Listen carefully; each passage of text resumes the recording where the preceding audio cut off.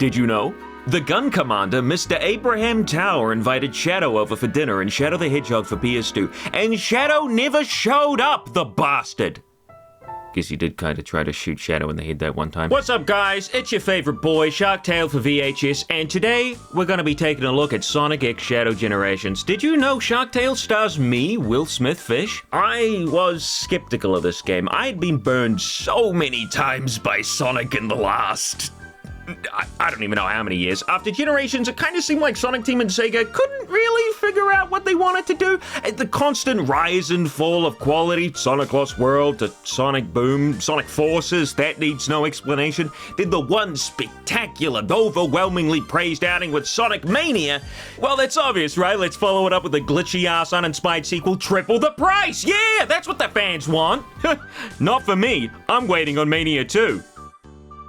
It's still happening, right? Then Frontiers came out, and while it was a lot of fun, it did have some glaring issues that showed pretty clearly that Sonic Team still wasn't quite back at their best yet, so you'll have to forgive me when I say that Shadow Generations, it didn't exactly fill me with a lot of confidence. Before it came out, I was asked many times, usually during streams, what I thought of the game, whether I was excited or not, would I be reviewing it, etc, you know the drill. I said then the same thing I said to you now. I wish Sonic loved me back! The last real level-by-level design we've had in modern Sonic games has been Sonic Forces. That doesn't really need an explanation as to why the levels are bad there, as I said. I've gone over that pretty well already. And Sonic Frontiers, which kind of stumbled between remixing old levels from previous Sonic games, straight up ripping levels from Sonic Generations, and brand new, albeit uninspired, original level layouts, which were all in the same old coat of paint we all know and love, Green Hill, Chemical Plant, and Sky Sanctuary. But I bought Sonic X Shadow because of course I did. I'll follow the Sonic franchise into its grave if I have to. And what did I think? The notoriously harsh nitpicker? I thought it was pretty dang good. That looked like dog shit. Now, it's not without its problems, of course. No game is perfect, especially not a Sonic game, where I feel the franchise is still getting back on its feet. But I do have to admit that I don't think there's ever been a more condensed, consistent, high-quality experience that a Sonic game has offered since maybe ever. I don't think it hits quite the hypage high point of Frontiers, that being the first Titan fight, but as I said, it was incredibly consistent, which is something Frontiers could only dream of. Parts of that game feel like a slog, which Shadow Generations has no problems with. It feels polished, which is not something I would usually say about a Sonic game. The levels are well built and fun to traverse. Shadow controls like a better version of Sonic Frontiers, but with a boost. The music.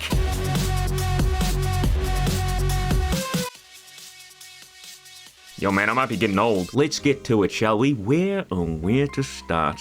There's the lovingly crafted prologue animation series called Dark Beginnings, released before the game's release, which are definitely worth watching if you before you start up the game, lest you wonder how the hell Shadow got into space. It was nice to see Team Dark working alongside each other again after Sega spent the last 10 years or so insisting Shadow's a loner with no friends whatsoever. Omega's a standout here, finally acting akin to his character in Sonic Heroes, his debut game, funnily enough. Took him long enough. He's the best character in that game for a reason, after all. Well, that's a load off my back. He says that when Rouge and Shadow die, by the way. I keep going back to the sliding section. It's so satisfying. Almost as satisfying as watching Shark Tank. You might be surprised to learn that these animations, this essentially what is a prologue to the game itself, is found nowhere inside the game at all. The PlayStation version has an exclusive behind-the-scenes version with some extra footage, which is, well, I mean, you can find it on YouTube anyway now because, people are going to upload it. And, duh, it's not going to stay exclusive for long, so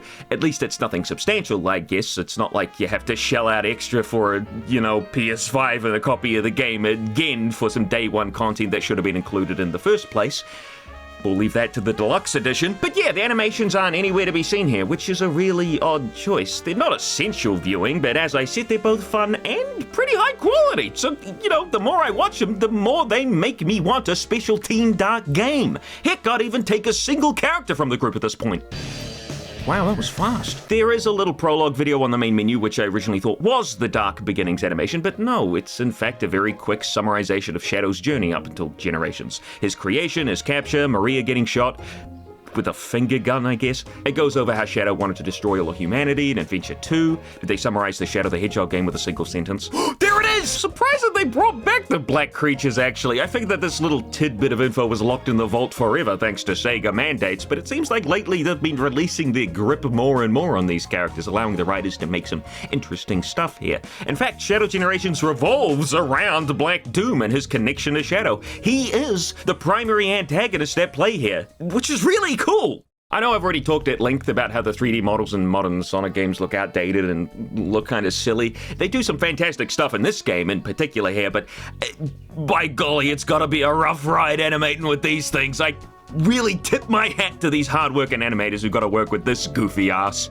And speaking of animation, this opening cutscene looks great. I love the way they animate Shadow here with real expressions instead of just lower eyebrows. When he grunts, you see it? You see him grunt? I can't get over it. Maybe it's not even the model that needs changing here. It could have just maybe been the animation this whole time. I always knew previous Sonic games were, for lack of a better word, stiff, but compare these cutscenes to any of those games and you'll see a clear winner here. Heck, you can compare the cutscenes in this very cutscene alone. Shadow's up here in the Hedgehog Engine 2 while Rouge is stuck back in Hedgehog Engine 1 with Generations animation, and Jesus Christ, girl, get out of there! Now, not every cutscene is animated like this one, but the vast majority is still much higher quality than anything the previous games could offer, including Unleashed.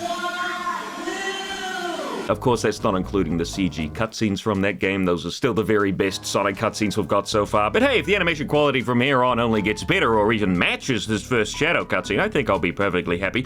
No joke, I got the fright of my life seeing Gerald for the first time. Gerald, there was so much gas in there, I can't breathe. Shadow's first level is, funnily enough, the Ark from Adventure 2. Who would have guessed? Shadow himself, as I mentioned before, controls similarly to Sonic from Frontiers, but a little more cleanly. No longer are there 40 different options to cycle through because Sonic Team couldn't figure out the best way to play and instead opted to just let you handle it, and instead now you have just one option, that being how much butter you want on your skate shoes. There is technically one other option for gamepad sensitivity, which helps if Shadow isn't running properly. If you had the issue where Shadow won't run at top speed if you're aiming him diagonally, crank this bad boy up. I had the issue myself, but afterwards everything seemed to work correctly so. One big problem I had in Frontiers was Sonic's jump, which is not something you want to be a problem in a fast-paced platformer. They did improve it from Forces, where it was as stiff and unwieldy as you could possibly get, but it was still a total pain to try and land on any sort of mildly small platform. Here in Shadow Generations, it's been improved from Frontiers, but it's still not perfect. We're still a long ways off from adventure controls, unfortunately, but the improvements don't go unnoticed, especially when the levels feel tailor-made for this control scheme, which Frontiers definitely struggled with due to literally ripping levels from a game with completely different control scheme and physics. Shadow has the double jump, which is useful, the boost, which sort of feels like a mix between Frontiers and Forces. Not that that's a bad thing, it feels good, although it is now on the right trigger, or R2 button, meaning if you want a quick step while boosting, it does feel a bit weird and clunky. I don't know about you, but I think people who hold a controller like this are psychopaths. You've got a little air boost, which works well enough, however, no regular air dash here, which means if you're without boost, you're shit out of luck. I really do long for the day we get a hero-style air dash again. That thing is so fun. I'll take it instead of the double jump, please. Never was a fan of the double jump. Commit to your jumps, people. Would make sense too, now that the homing attack, or chaos snap in this game, seems to be sitting pretty on the square button now, which is great. No more homing attacking when I mean to double jump. Excellent stuff there. Happened all the time in Unleashed, and it was infuriating.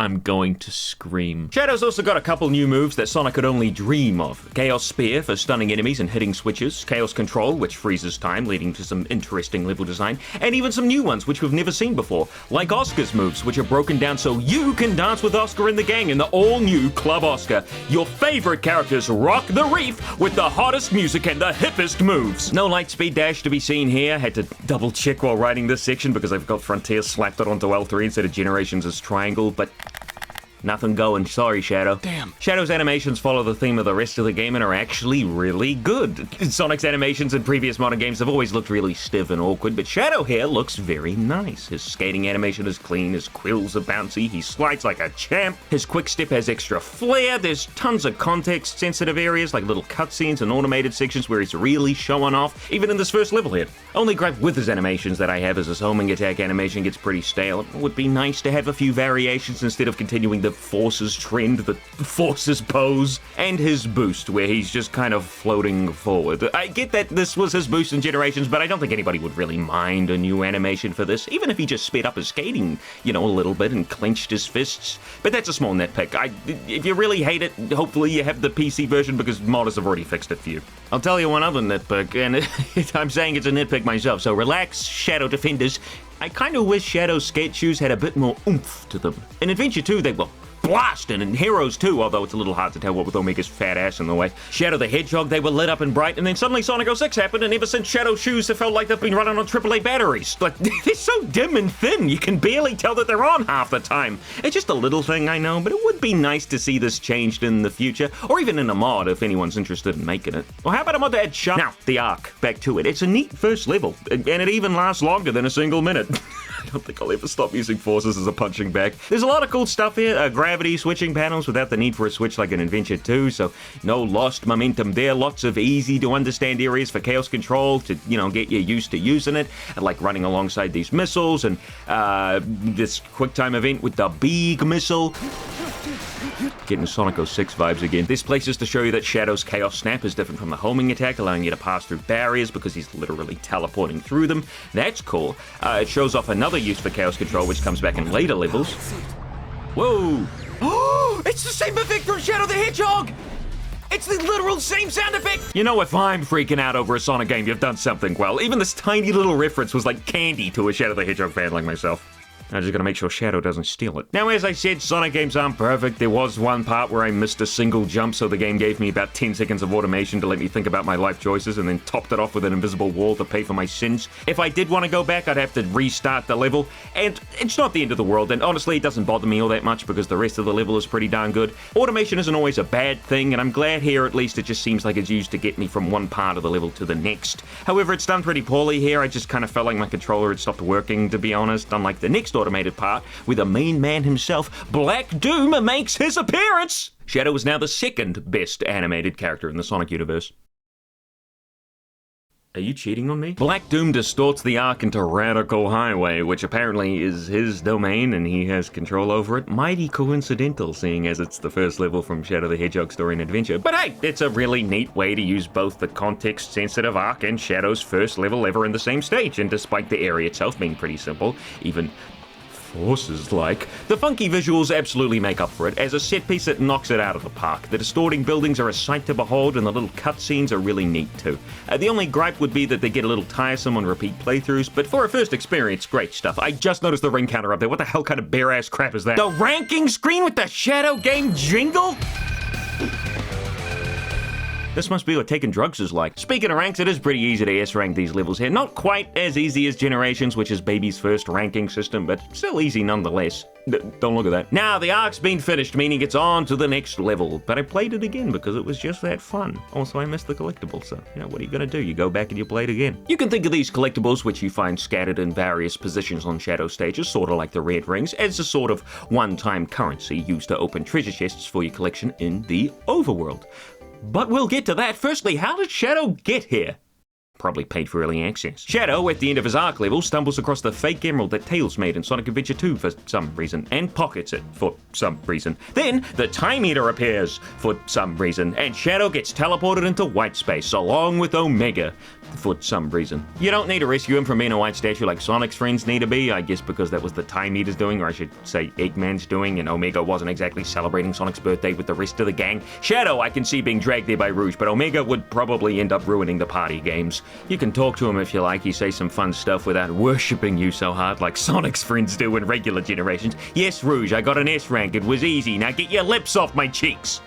Unless I'm into that? The white space overworld starts off small, but it opens up each time you beat a boss, just like in regular Generations, though it's much more fun to explore than in that game, and not just because it's in 3D now, though that is a lot of it. The original Generations had some weird level design in the hub world, like, yeah, let's make the Shadow fight, you only gotta do one super accessible, but everything else a total bitch to get to. You can explore to find chests you can open using those previously mentioned collectible currencies for all kinds of different art and stories and music, all really neat neat to see here in its own little area. And because this is Generations, you can use the unlocked music to change the stage theme to anything you want as well. I always loved this feature, and always thought it was silly that future games didn't bring it back. Closest thing was in Frontiers with the jukebox, but that was just for the overworld. Maybe they really wanted you to hear the cool new music in the cyberspace levels. I think I'm bleeding. The stories of previous Sonic games I couldn't really be bothered reading. I mean, I'm already familiar with them. Although it's cool that it's there for those who aren't. But the artwork, now there was some stuff there that I'd never seen, so that was great. And also I learned that apparently the West likes their Sonic hands clenched, so that's something. Oh, there's 2 acts? Of course there is. I am all of me? Damn, when we go for the S ranks, we're gonna have to get those. We're gonna have to use that to its full No. Unfortunately, the second acts are, in fact, say it with me, 2.5D. Even the best Sonic game in years can't get away from the nostalgia pandering symptoms. But, to be fair, the 2D sections are relegated only to the second acts and impact the first ones in no way, shape, or form. Not to say that they're so bad they'll ruin the first acts. If anything, they're actually decently put together and sort of fun, just not as fun as the regular 3D stages. Originally, they reminded me of Colors' extra acts, where they introduce a gimmick and the whole stage revolves around that, like in the Arcs Act 2 here, Shadow temporarily gets the Doom Wings, but again, they're better than that, really. The level design is good, and they're much longer than anything in Colors or the easy comparison Forces, so they didn't really bother me all that much. It seems like they're more of a small, less expensive addition to the game to bolster the content, which is fine. They just made me wish that they were extra 3D stages instead, which I guess is a popular sentiment. As far as I've seen, the main thing from the game that people are speedrunning and showing off are the 3D levels, so, you know. Now, after the Sonic Frontiers soundtrack and that little sneak peek the official Sonic channel showed off for one of the upcoming levels,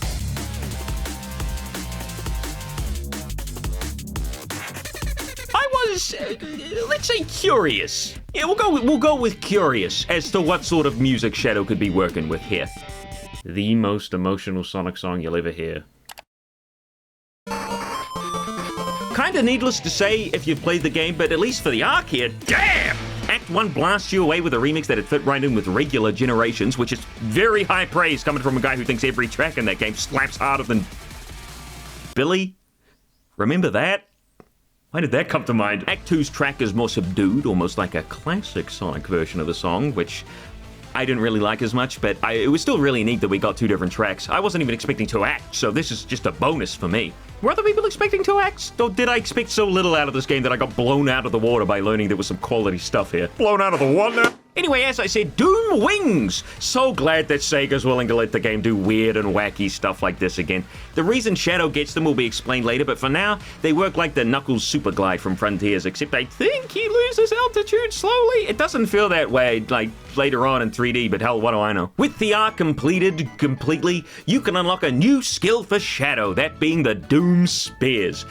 Gee, I wondered, where are these new powers coming from? Nobody would never know. Weirdly enough, unlike in regular Generations, the White Space Hub isn't just made completely out of assets from the level that they're around. Instead, there are a few bits like that, but the majority is made out of this new white and gold or sometimes black fancy looking stuff. I don't know if Black Doom made it this way. I doubt it. It'd probably look a lot more organic if he did, you know, like the Black Comet, but maybe it's White Space itself. Although that's weird, seeing as, you know, that's not the way it worked in the original Generation. And maybe there's an explanation in the game itself and I just missed it. Knowing the writers, there probably is, but I thought I'd point it out in case one of you guys know. And please do let me know down in the comments below, and like and subscribe and hit that bell.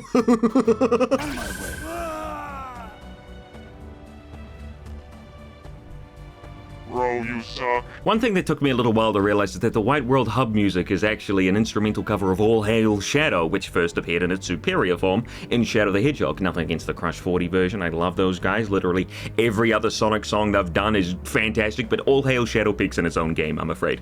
Actually, there's a lot of music from Shadow the Hedgehog included in Shadow Generations. A ton of the cutscene music is just straight up reused here, which had me like Leonardo in that one meme a bunch of times during my playthrough. It's really awesome to see for a guy who fully A-ranked the game. Exploring a little further on, and hey, check it out! My wet dream! I'm in Rail Canyon! I think when I was watching one of the earlier Shadow Generations trailers, my hypest moment was seeing Rail Canyon back. Sonic Heroes still to this day has the best level themes of any 3D Sonic game, with each being wholly unique, with great environments and incredible music. Not that one, that's not what I meant. So does Shadow Generations do the original level justice? Well, yes and no. Rail Canyon is only one part of a two-section stage like Act 1 to Bullet Station's Act 2, and Shadow Generations unfortunately only focuses Act 1 on Rail Canyon, meaning Bullet Station getting stuck with Act 2, which, as we know, is stuck in 2.5D itself, meaning it just straight up can't pull off a lot of Bullet Station's areas and moments. But let's start with Act 1, which is another great stage. Rail Canyon and Heroes... I mean, you either hate it or you got used to it as a kid and have played Heroes enough to the point where you can work around the glitchy rail switching subconsciously and play like any other level with no problems. That is, it's pretty fun. Of course, Shadow Generations removes the glitchy rail switching and creates another great stage with plenty of references to the original, which I could not stop harping on about. Heroes is my baby. The level looks fantastic too, and with Shadow Generations being the latest Sonic game out there, I actually kind of think Sonic Team could pull off a Heroes remake, which is something I definitely would not have been saying a few years ago. Speaking of the Heroes remake, just for a second, it's not happening, guys. There's been leaks for years. Stop gulping, it's not gonna work. Unfortunately, the level halts midway through to go back to Radical Highway, which is quickly becoming Shadow Generations' Green Hill, but it doesn't last too long, I suppose. Just sort of annoying how it interrupts the flow for what is mostly a falling area. Moving out of it though, now that would have been a fantastic spot to seamlessly transition to Bullet Station. Like Generations, transitioned into Ocean Palace. But again, that doesn't happen, unfortunately. The level even ends exactly the same way the Heroes version does, which I feel is a bit of missed potential there. Bullet Station's ending is way cooler than Rail Canyon's, with you being fired from a cannon and blowing up one of Eggman's bases. And I don't know how I feel about this Rail Canyon remix. It could be because I'm so used to the original, but I never had that problem in Generations. I can still appreciate the Seaside Hills / Ocean Palace track, and well, every other stage track too in that game, really. Maybe it's the melody, which kind of gets muddled a bit. I'm no music aficionado, I'll admit, but I like the original better for this one. Act 2, though, turn it up! Actually, turn it down. It's not very good. Act 2 follows Bullet Station a little bit more, as I mentioned before, but it doesn't, man. No underground tunnels on top of the trains, no cannons. I don't think I spotted a single shadow capsule. Of course, it would be difficult to make sections from the original stage in 2D here, so you see none of that. It'd be fine if Act 1 had included that sort of stuff and Act 2 was more like a second act to just Rail Canyon, but despite how much I liked the first act, I can't help but feel a little bit disappointed that they didn't go nearly as far as they did in the original Generations. I mean, modern Sonic had it all. Seaside Hill and Ocean Palace, the turtles, the rolling rocks, the cart section, the cannons, all Seaside Hill and Ocean Palace staples. Even in the classic stage, you had a big run away from the rock segment, which Shadow does try with a train, but all you gotta do is hold boost and not exactly exhilarating. Compare that to the truck in the segment in Adventure 2 and Generations to this. I hope you understand what I'm talking about here. You run into Orbot and Cubot in White Space, who need Shadow's help to make a rocket ship to escape. I'm not sure how they know Shadow exactly. I suppose Eggman could have just uploaded some data into them, and that'd probably make the most sense, but they act as if he's a friend, not a foe, so I guess... I don't know, your guess is as good as mine. Shadow doesn't say a thing here, so maybe they met in Colors DS? He's in that game, if you didn't know. You can collect little nuts and bolts scattered around the white space to help them make their rocket ship, and at the time of writing I haven't completed doing that, but I'm sure you get a funny cutscene or something. Shadow also unlocks another ability, that being the Doom Blast, which is not Chaos Blast. Those two things are completely different apparently. You can use this to kick black creatures far away and then lock onto their location. I like to think of it as like a kind of sort of fun to use laser wisp that doesn't bounce off the walls. Speaking of the black creatures, they absolutely ruined them. I can't believe they did this. They changed their purple swords to red. What the hell are you doing, Sonic Team? I can't play the game like this. There's a boss here to beat, but as like regular Generations, we can't get in without some keys, which are gotten by beating the challenge acts. Unlike in Generations, you can't just beat one per level and get on with your life. Here in Shadowland, you gotta do each and every one if you want to beat the game, which is fine. I was gonna do that anyway, and the challenges are decent fun, same as the regular stages. Use Chaos Spear on a certain amount of targets, kill a certain amount of enemies, beat the level with one ring, get a certain amount of rings, utilize the Doom power with a little more depth. You know the drill. No tennis with Victor or Knuckles treasure hunting necessary here, so these challenges are actually fun and not panic attack inducing. Now, people have already played the Biolizard boss fight previously, so I knew that was what was coming up next, and yeah, it's a fight. It's a boss fight. Nothing incredible. It didn't blow me away, but it's a perfectly serviceable boss fight. Nothing to complain about here. They did give it some more phases and mechanics, which is neat. It's about what I expected. The music kicks ass though, even has a little section in it specifically for Live and Learn. Then the second phase hits and the energy increases further with its own remix. It's nice stuff. Funnily enough, Shadow actually talks during this fight. Every other level, other than the very start of the arc stage, he's been completely silent, so we don't really get to know what he's thinking. Even in the cutscenes, he doesn't discuss the stages at all. The original generations had a few small cutscenes for Green Hill and Chemical Plant. They stopped making them after that for some reason, which really sucked. With the characters talking about the level and, you know, their thoughts on it.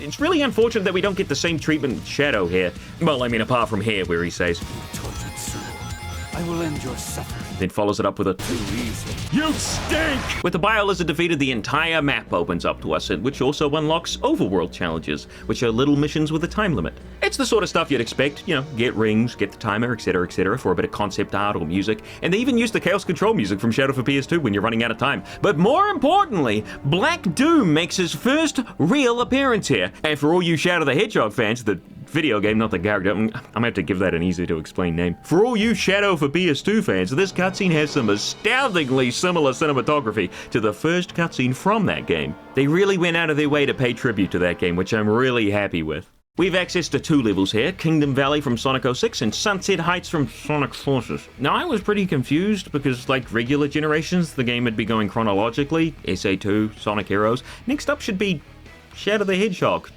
for PS2.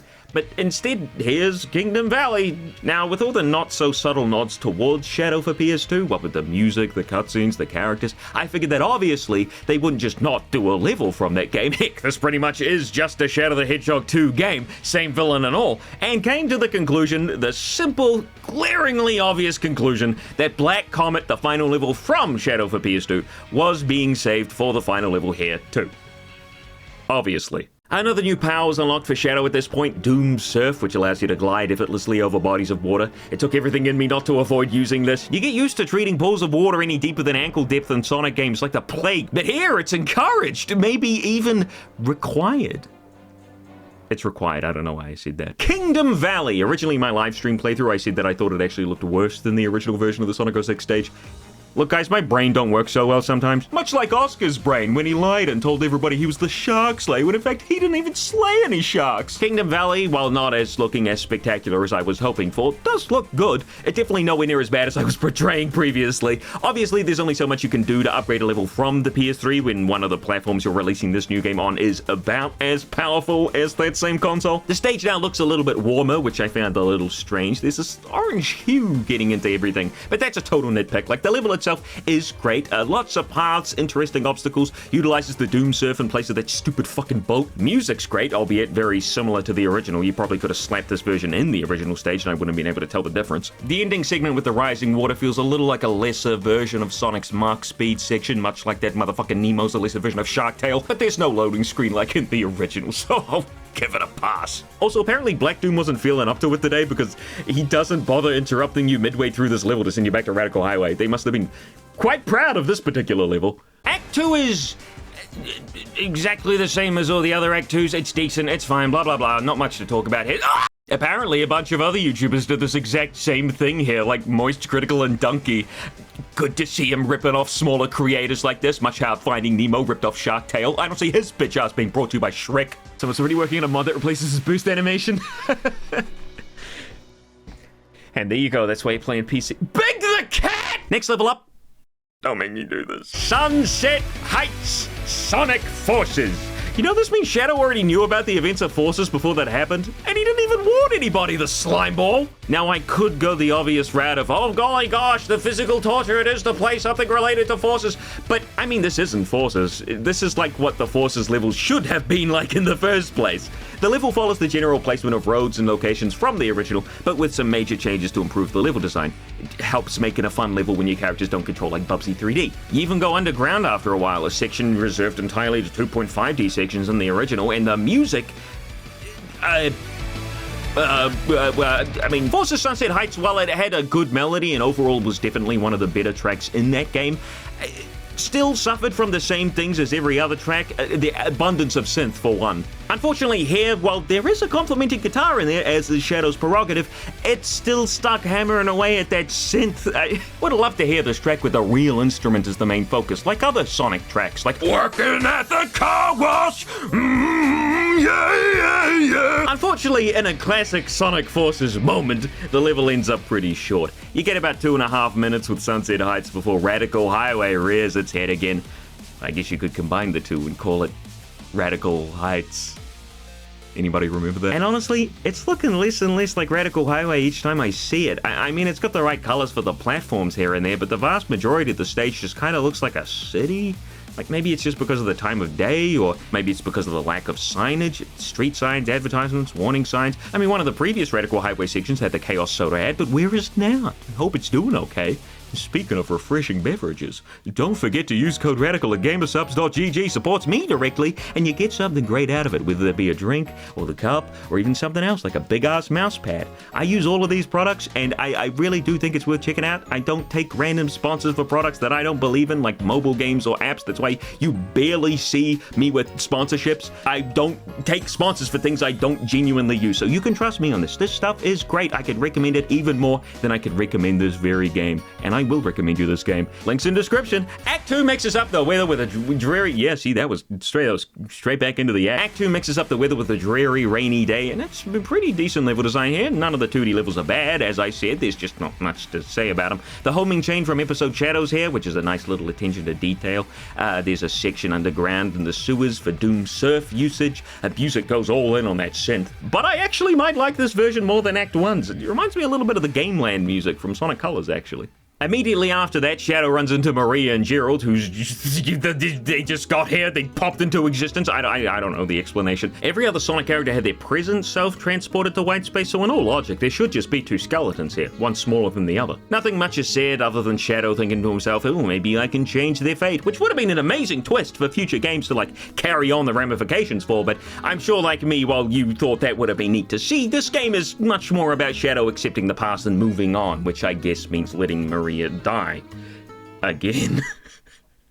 Seems a little cruel if you ask me. Next up were the challenges for the boss keys needed to access the next boss. Who or what could it be? Only time will tell, and Omega changed his name to Time last week, so... Metal Overlord contains a copy of your lifeform data. You can also perform chaos control and neutralize your power. I recommend you attack directly and quickly. Man, Omega, that would have been a spoiler if they hadn't already spoiled the whole fucking game for me ahead of time. The missions here are the same sort of thing as before, so no need to go over them again. Instead, let's move right on into Metal Overlord, who's hanging out at... Chemical Plant.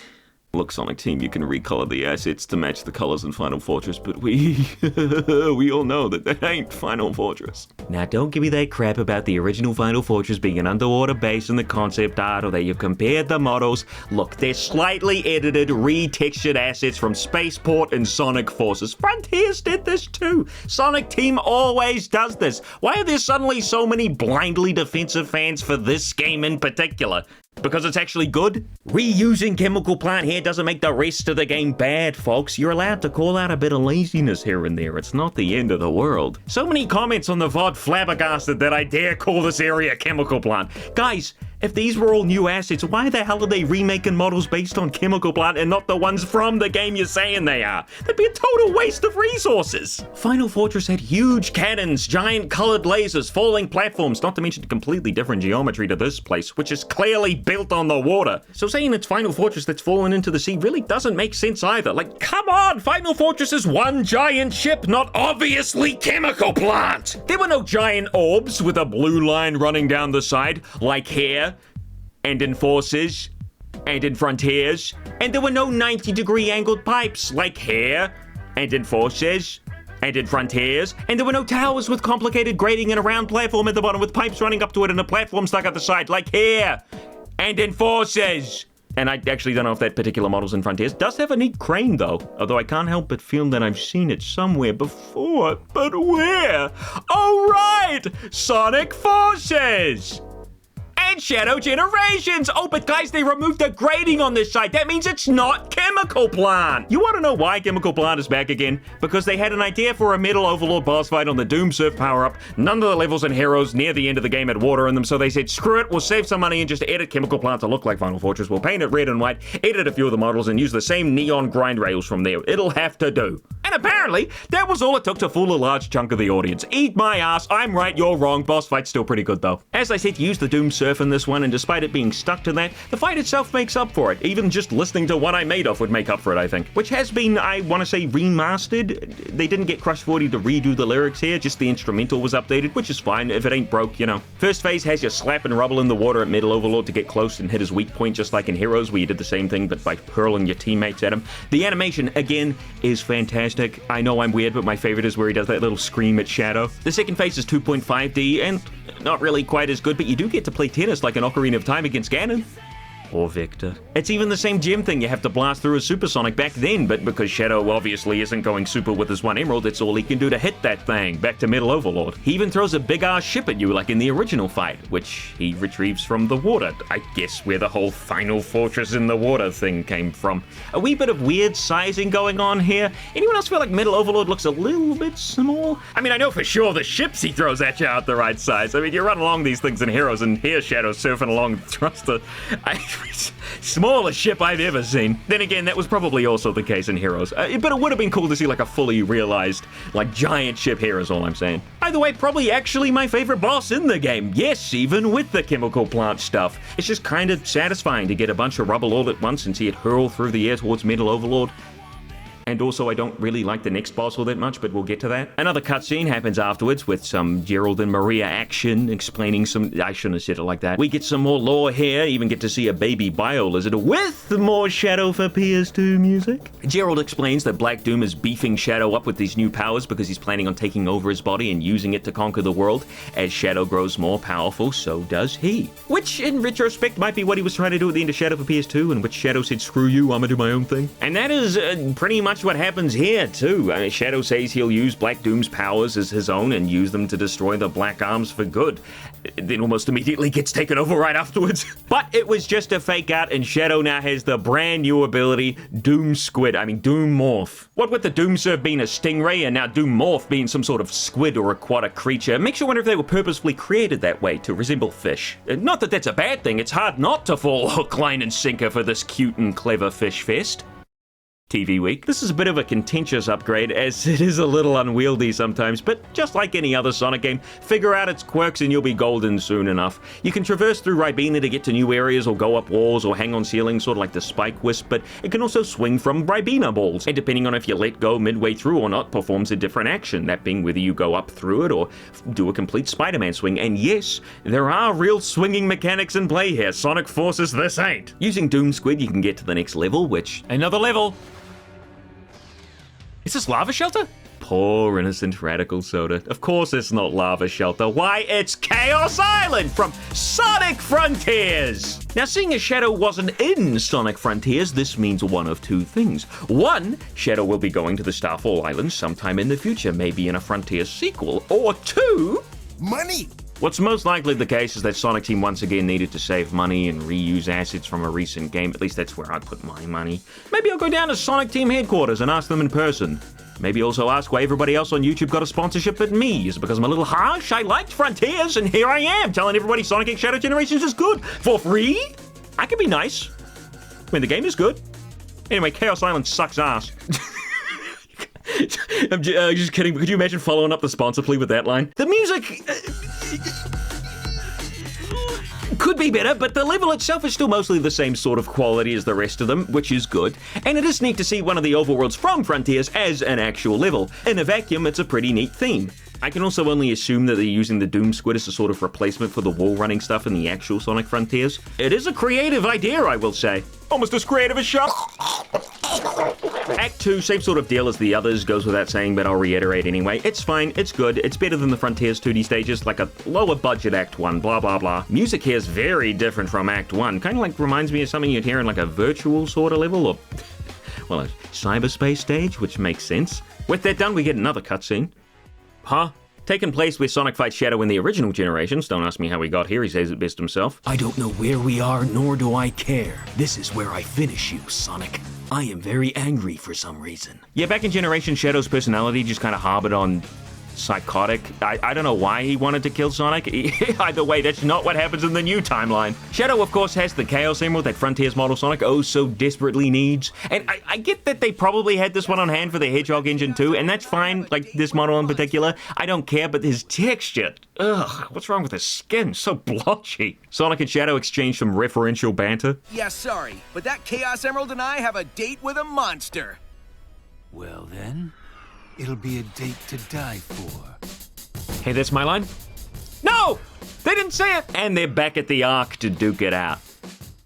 I don't think Sonic's looked cooler than this in 20 years. Amazing! What a couple of talented animators could do, right? With a character that's looked more uncanny in these recent games than the valley Uncanny resides in. Unfortunately, no, this isn't a boss fight, which feels like a bit of missed potential again, but I understand these games have budgets and this isn't a full-on project, just a sort of add-on for Sonic Generations. Doesn't stop it from being a bit disappointing the first time you watch it, but seeing it now, I can just appreciate it for the little bit of storytelling it provides, like Shadow losing because he distracts himself by almost using his Doom powers on Sonic and then stopping himself at the last minute only for Sonic to clobber his noggin without a second thought. Sonic grabs Shadow's emerald and just runs off.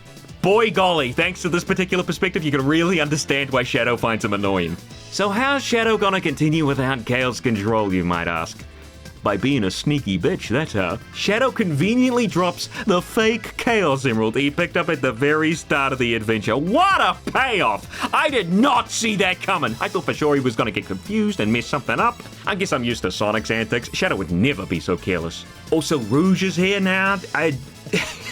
Some people got angry her back was no longer exposed or something. Guys, she's a cartoon bat. If you need a sexy cartoon animal, just come watch Shark Tale on VHS. We got Angelina Jolie Fish. She'll be the one to swap the Chaos Emeralds back to their original places and generations when Sonic eventually needs the real one, but we don't see that, so I don't really care about her. Instead, it's time for the next boss fight, because again, challenges. They're fun. I'm sure they'll have a blast getting them all to S rank and, you know, getting all the artwork coins and stuff, but they're the same sort of stuff, so I'll cut that portion out of the video. Next boss up is Mephiles, whose boss gate is hidden away down under white space, almost as if it's trying to keep it a secret, as if it's not even meant to be here at all. Because technically, Mephiles doesn't even exist, not after 06 retconned itself right at the end there. Mephiles tries to kill Shadow immediately with the same method he used to kill Sonic back in 06. Doesn't work, of course, no woman to use for a distraction here. You know, if Sonic had just been gay, I'm sure none of that stuff in 06 would have happened. It is cool that Mephiles is here, him wanting to kill Shadow so he can finally reinsert himself into the timeline. I mean, I'm not sure how that'd exactly work, but like, you go, girl. The fight itself is mostly based around the Doom Squid form. I mean, it's not a super memorable fight per se. It's still decent. Like, not really issues with it, really. It's just, it's kind of like, oh, I used the squid, and then I hit Mephiles, and then I homing attack a few times, and then there's a cutscene, and then that's kind of it. It's, you know, it's good. It's like the other boss fights. Nobody's complaining here, though. You know, it's fine. Cutscene time again, and this time Black Doom is back to gloat. They make a big emphasis that Black Doom has learned from Shadow the Hedgehog, and after regrowing his body, apparently that's something he can do, he has a new plan to take down Shadow. By doing the same thing as last time. I don't know why they put that in. Either way, Shadow's overwhelmed by the dark power coursing through him, anger flowing, eyes shrinking, but Maria's there to calm him down, even giving us the origins of Shadow's name. Do you know why I named you Shadow? Because without light, there's only darkness. But a shadow will show you where to find the light. Do you understand? I thought it was because he's black. Shadow obtains the final upgrade, Doom Wing, which if you'll remember, we had a taste of that back in the second act of the arc. After that level ended, I was wondering why we couldn't use it in other stages. I thought it was just like a one-act thing sort of thing. But no, apparently you get it permanently here. And Black Doom is ready to enact his master plan, turning the whole white space totally red. Red space. And creating platforms for Shadow to reach the Black Moon. Platforms that look like Radical Highway. But surely Black Comet is the final stage. It only makes sense. Oh, please. Oh, please. Oh, please. No, it's going to be Radical Highway. Please don't be Radical Highway. No! This is a joke, right? This is a joke. Because, you know, I told Chad. It's Black Comet, Chad! Shut up! Yep. The final level. Here we are. And I mean, well, in hindsight, it was really obvious that it would be Radical Highway. It's teased throughout the entire game with small segments after all. While I still think that Black Doom controlling the level sections would have worked way better thematically and logically using the Black Comet instead of Radical Highway, yeah, as I said it before, it is sort of the Green Hill of Shadow the Hedgehog. Even the music came back in Shadow for PS2 with the two-player versus mode. This does mean, though, that in the Shadow the Hedgehog expansion for Sonic Generations, the expansion which focuses on Shadow's past and Black Doom and the story of Shadow for PS2 with many, many references, music tracks, characters from that game, doesn't include a single level from it. And holy moly, is that a bummer. Some people are coping hard saying that the Ark level is from the Shadow for PS2, but come on, like most of the elements at play here are from the SA2 Ark levels, and yes, there's one or two small elements from the Shadow for PS2 levels, like a hallway, but calling it a level from that game is like if the Force's representation here was Chemical Plant. Hang on a second. Shadow for PS2 had like a darker version of Sonic Heroes' stage theme design. So many interesting and unique ideas at play here. Sky Troops, Black Comet, Death Ruins, Cryptic Castle, Circus Park, Digital Circuit. That one where you killed the president. And none of them explored in this, well, I want to say love letter to Shadow, but they forgot about its own freaking game! To be honest with you though, I don't think Sonic Team forgot. That's very unlikely, more so rather they were just working with the time and budget that they were given. Chaos Island is here because at least most likely it was super easy to reuse the assets. Same with the recolored Chemical Plant, same with Sunset Heights. It's even possible that Kingdom Valley uses some of the same assets from the original game.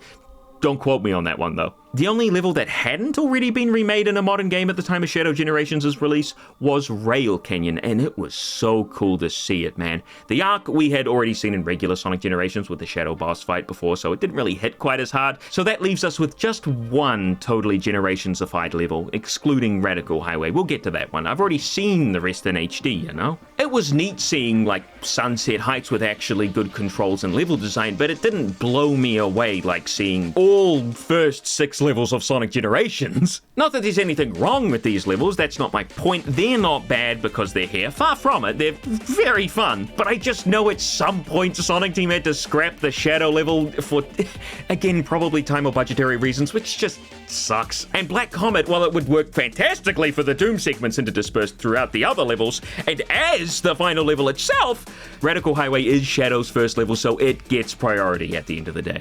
Makes me wonder if Sonic Generations was made today, the final level would be Green Hill.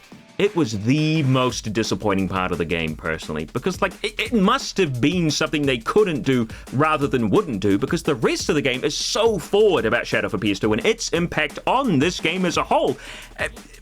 I can't really think of any way to fix that issue unless they delayed the game or gave it a bigger budget, because the next thing I'm going to talk about is Radical Highway, and you SA2 fans out there got done dirty.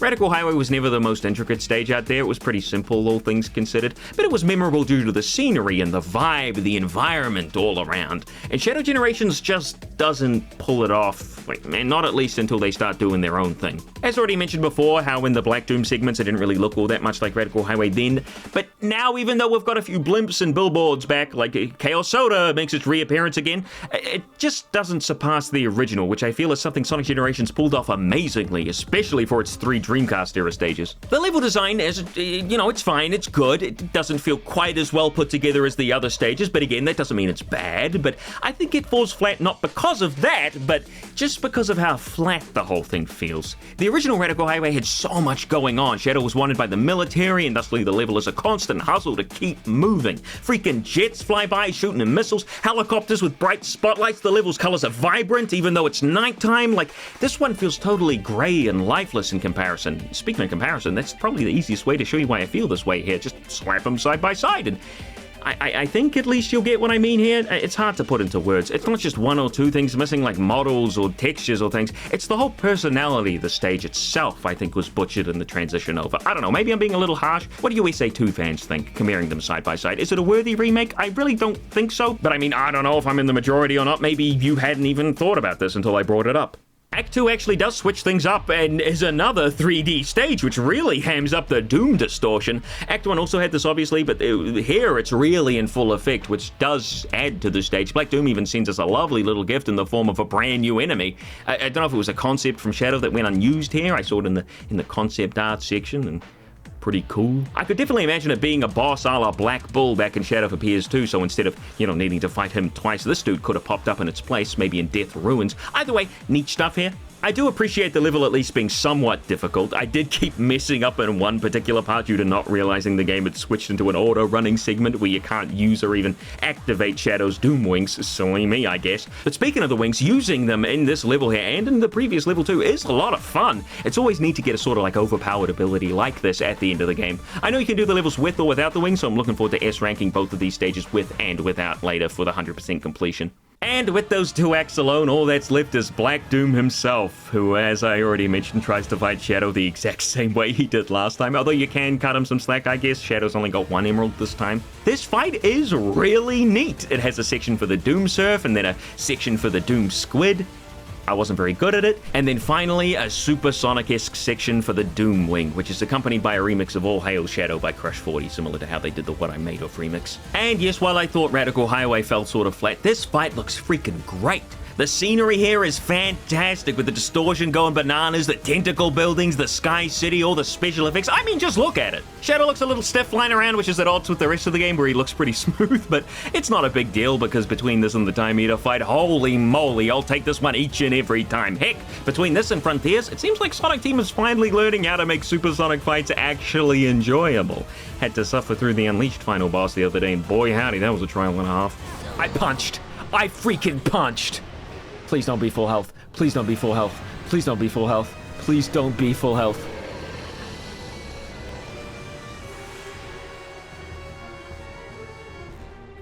Don't do it. Don't be full health. Don't do it. I don't want to see you being full health. Please, for the love of God, checkpoint. Oh, okay, thank God. Oh my God, I was gonna scream. Shadow wins because of course he does, all thanks to the power of friendship or something. I don't know where he got the gold aura, but I suppose you could think of it as him overcoming his anger and Doom influence thanks to Maria and rising above it. Holy shit, he blasted right through it. With Black Doom defeated and my hopes of getting a Shadow for PS2 level dashed quite expertly, Rouge takes the real Chaos Emerald to swap with Sonic's fake, and Shadow has one last time to talk to Maria. And Gerald, but I don't really think Shadow cared all that much about him. He had a full life, right? Like, he's an old man. They, of course, as predicted, start fading back into their own timeline. Shadow, of course, wants to stop them using Chaos Control or the like, but Maria basically tells him, hey, you know, that is something she would say. That Maria basically tells him, hey, it's okay, I don't mind dying. And then Shadow cries, which Sonic's not even allowed to do, thanks to Sega mandates, says, you've got this, Sonic, and credits roll. Actually, scrub that last part. He doesn't even say that anymore, thanks to the Generations redub. On your feet. Does sound cooler, but nothing can beat the meme that You've got this, Sonic. became back when the game first released. Speaking of getting released, let's talk about the release of this game, Sonic X Shadow Generations.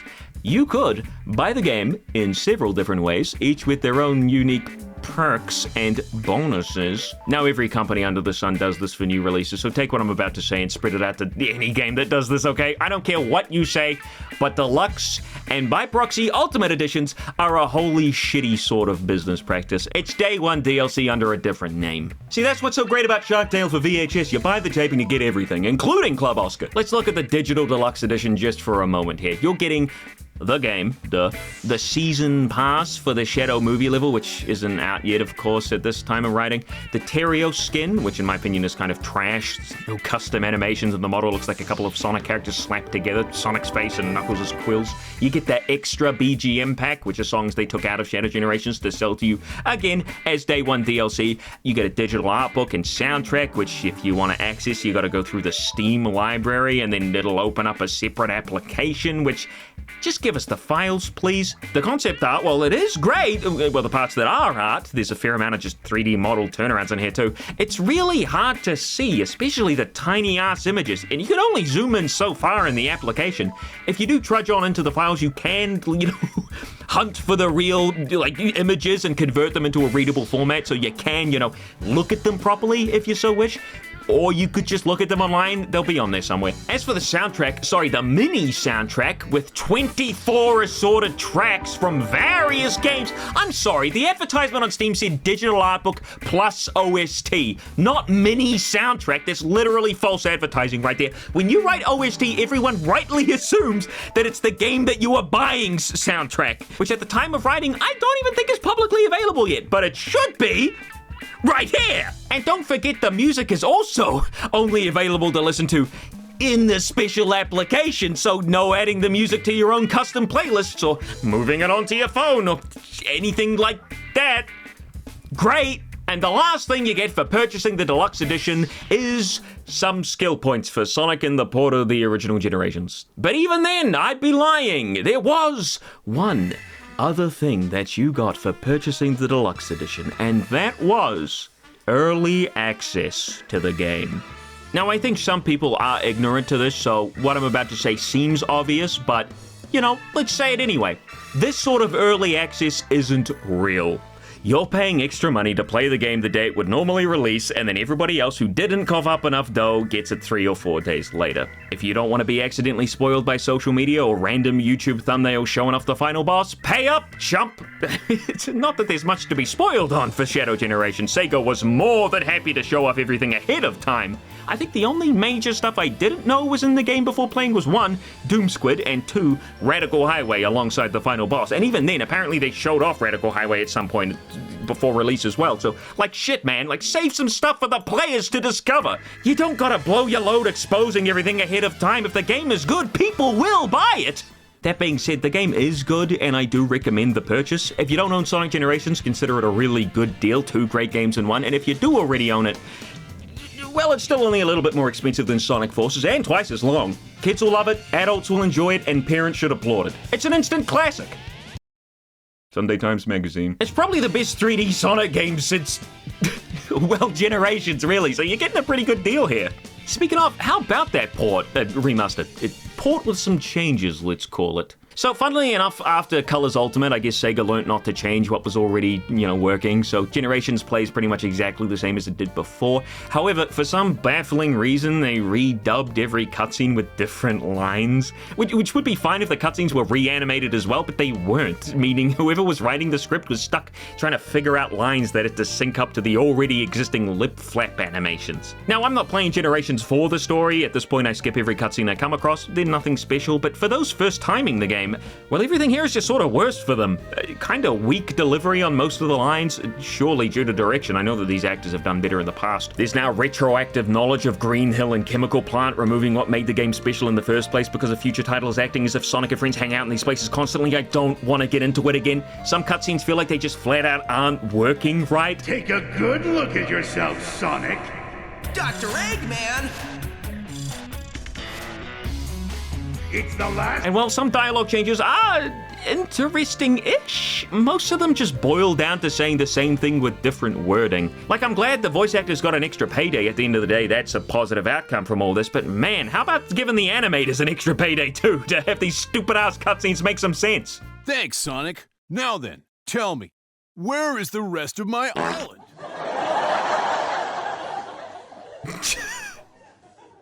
But he's still... Wait, what? Oddly enough, going against what I just said about the cutscenes not making sense, like with the animations, there are some cutscene changes and new animations, but I don't know what they were doing with them. Like, Amy is holding cupcakes now instead of trying to grasp Sonic, and Silver's holding a chili dog now.